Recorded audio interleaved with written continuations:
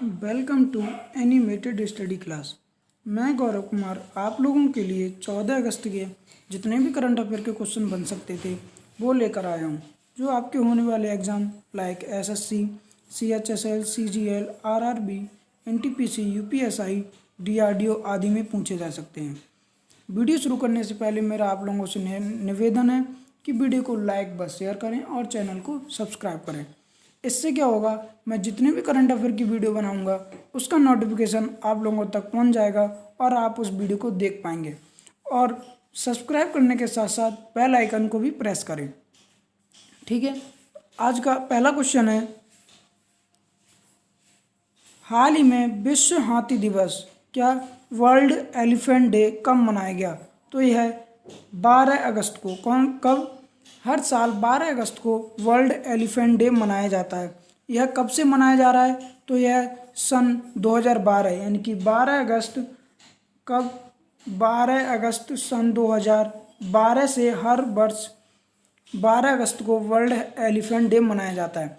अभी हाल ही में यहाँ से एक और क्वेश्चन बनता है कि हाल ही में भारतीय केंद्र सरकार ने मानव और एलिफेंटों के बीच यानी कि हाथियों के बीच समन्वय स्थापित करने के लिए कौन सा पोर्टल लॉन्च किया था?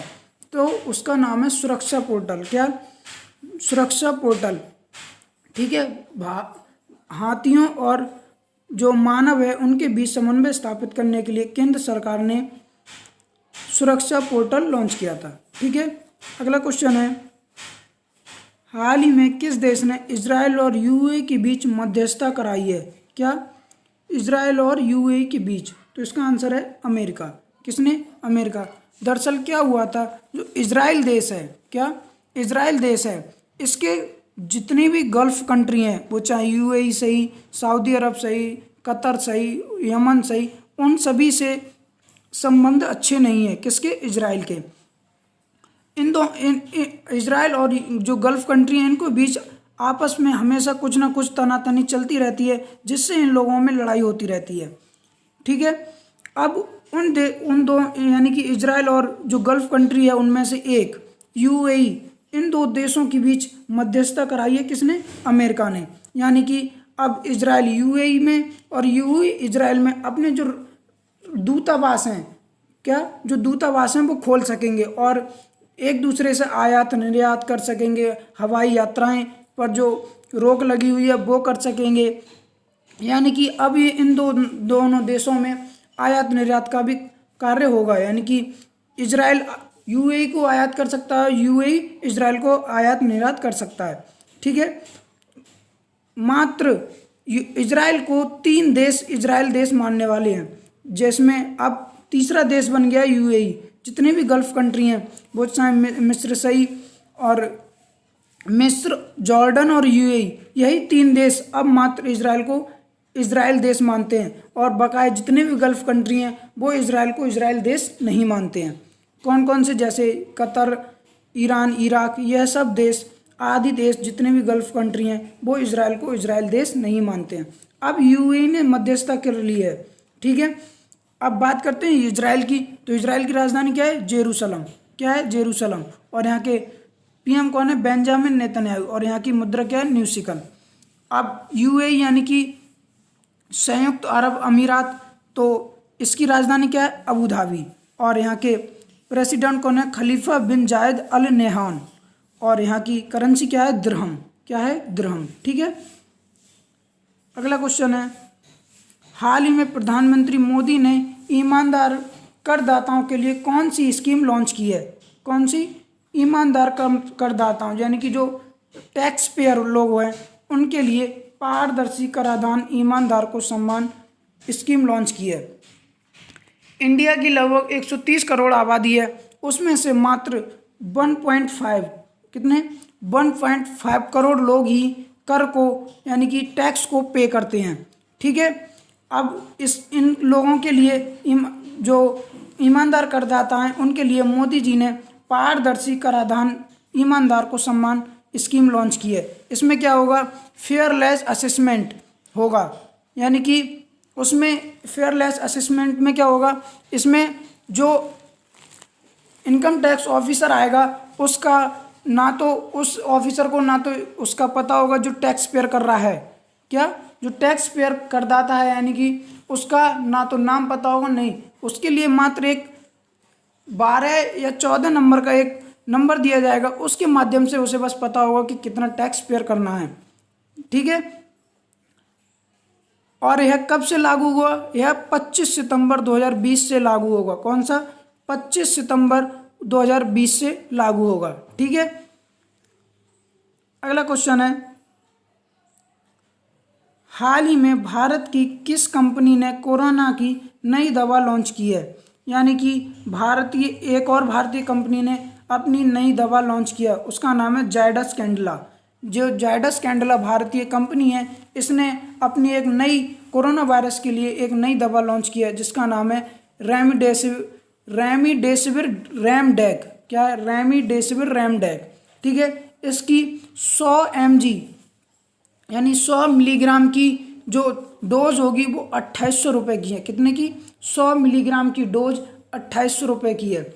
इससे पहले कई सारी भारतीय कंपनियों ने भी दवा लॉन्च की थी, उनमें से जैसे हेट्रोलैब्स है, सिप्ला है और जुबिलिएंट लाइव और माइलिन एनबी, इन सारी कंपनियों ने भी, भारतीय कंपनियों ने नई दवा लॉन्च की है। अब जाकर जायडस कैडिला ने भी अपनी नई दवा लॉन्च की है। ठीक है, अगला क्वेश्चन है, हाल ही में पापम रिजर्व फॉरेस्ट खबरों में था, यह किस राज्य में स्थित है? कौन से? यह किस राज्य में स्थित है? कौन सा? पापम रिजर्व फॉरेस्ट। तो यह अरुणाचल प्रदेश में। किस में? अरुणाचल प्रदेश में। अब ये खबरों में क्यों था? इसका आप देख सकते हैं, ये जो पक्षी दिख रहा है, इस पक्षी का नाम है हॉर्नबिल। क्या है? हॉर्नबिल। यह विलुप्त होने की कगार पर है, तो इसे अब पापम रिजर्व फॉरेस्ट में देखा गया है। किसमें? पापम रिजर्व फॉरेस्ट में देखा गया है। ठीक है, आप देख सकते हैं जो इसकी नाक के यानी जो चोंच के ऊपर ये सींग सा दिख रहा है, इस वजह से यह खबरों में है। और यह उसमें देखा गया है? पापम रिजर्व फॉरेस्ट में। और यह कहाँ पर है? अरुणाचल प्रदेश में। अरुणाचल प्रदेश की बात करते हैं तो यहाँ की राजधानी क्या है? ईटानगर। और यहाँ के सीएम कौन है? पेमा खांडू। और यहाँ के गवर्नर कौन है? बीडी मिश्रा। ठीक है, अगला क्वेश्चन है, हाल ही में किस देश ने एरो 2 मिसाइल का सफलतापूर्वक परीक्षण किया? कौन सा? एरो 2 मिसाइल का सफलतापूर्वक परीक्षण किया। तो इसका आंसर है इजराइल। क्या है? इजराइल। आप मैप में देख सकते हैं, यह जो इजराइल है, ये जो आप मैप में देख रहे हैं, यही इजराइल है। ठीक है, इसने एरो 2 मिसाइल का परीक्षण किया है। अब ये एरो 2 मिसाइल क्या है? आपने रूस की S-400 और अमेरिका की थार्ड मिसाइल जो सुनी होगी, यह भी वैसी ही मिसाइल है। इसमें क्या होगा, जो दूसरे देश यानी कि अपोजिट से जो भी मिसाइल आ रही होगी, उसको यह हवा में ही नष्ट कर देगी। यानी कि यह अपनी तरफ से मिसाइल छोड़ के उसे हवा में ही नष्ट कर देगी। ठीक है, किसने किया इसका परीक्षण? इजराइल ने। और किस देश की मदद से किया है? तो इसका आंसर है अमेरिका।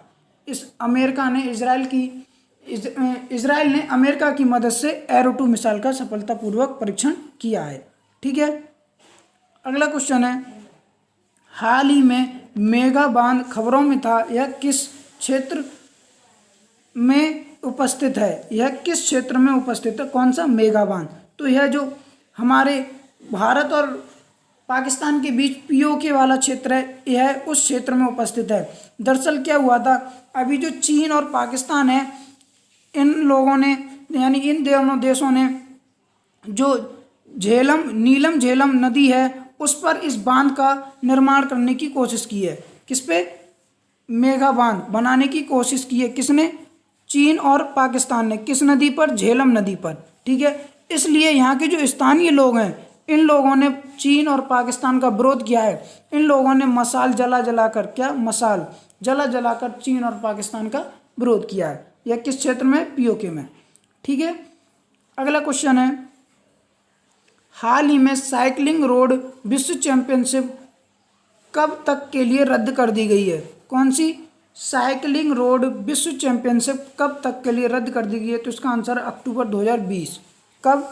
अक्टूबर 2020। दरअसल यह स्विट्जरलैंड में होने वाली थी और यह 20 से 27 सितंबर के बीच होने वाली थी, लेकिन कोरोना वायरस के कारण वहाँ स्विट्जरलैंड में केस बढ़ने के कारण जो वहाँ की सरकार है उन्होंने इसे अभी लगभग अक्टूबर 2020 तक के लिए रद्द करने की घोषणा की है। हो सकता है ये आगे और जाके रद्द यानी कि 2021 तक हो जाए, लेकिन अभी फिलहाल सरकार का कहना है कि हम इसे अक्टूबर 2020 तक के लिए ही रद्द कर रहे हैं। कहाँ होने वाली थी ये? स्विट्जरलैंड में। ठीक है, अगला क्वेश्चन है, हाल ही में ओर्नोडाई योजना की शुरुआत किस राज्य में की गई? कौन सी? ओर्नोडाई।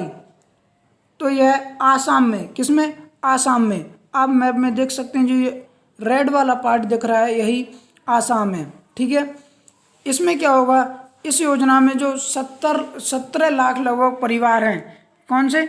17 लाख परिवार की जो महिलाएं हैं उनके लिए वित्तीय समावेशन, जैसे उन लोगों के लिए ऑनलाइन ट्रांजैक्शन करना, इस चीज़ में सम्मिलित किया जाएगा। कितनी? लगभग 17 लाख परिवार की महिलाओं को। ठीक है, किस राज्य ने की है शुरुआत? आसाम ने। तो आसाम की बात करते हैं। आसाम की राजधानी क्या है? दिसपुर। और यहाँ के सीएम कौन है? सर्बानंद सोनोवाल। और यहाँ के गवर्नर कौन है? जगदीश मुखी। ठीक है, अगला क्वेश्चन है, हाल ही में किस भारतीय बैडमिंटन खिलाड़ी की कोरोना वायरस रिपोर्ट पॉजिटिव आई है? यानी कि जो भारतीय बैडमिंटन खिलाड़ी हैं एन सिक्की रेड्डी। कौन?